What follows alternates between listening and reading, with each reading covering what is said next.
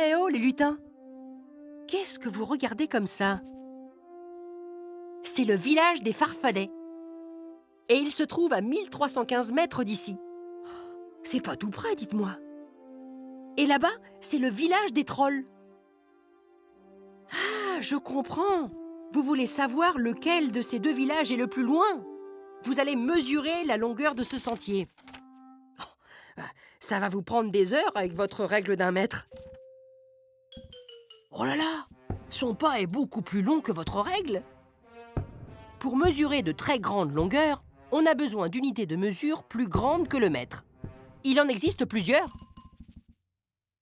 1, 2, 3, 4, 5, 6, 7, 8, 9, 10. Le pas du géant est 10 fois plus grand que votre règle. Il mesure 10 mètres, c'est-à-dire 1 décamètre.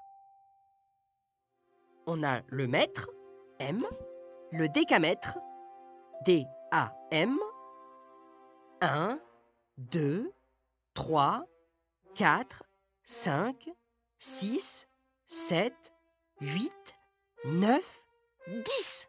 Il a fait 10 pas. 10 fois 10 mètres, ça fait 100 mètres. On dit un hectomètre, H-M. Et quand il aura fait 100 pas, on aura 100 fois 10 mètres, égale 1000 mètres, soit 1 kilomètre.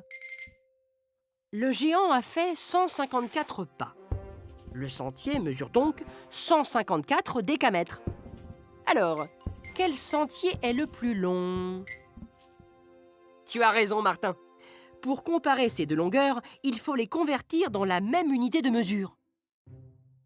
Pour le village des Farfadets, 1315 mètres. On place le 5 dans la colonne des mètres, le 1 dans la colonne des décamètres, le 3 dans la colonne des hectomètres et le 1 dans celle des kilomètres. Pour le village des trolls, 154 décamètres. On l'écrit en partant de la colonne des décamètres.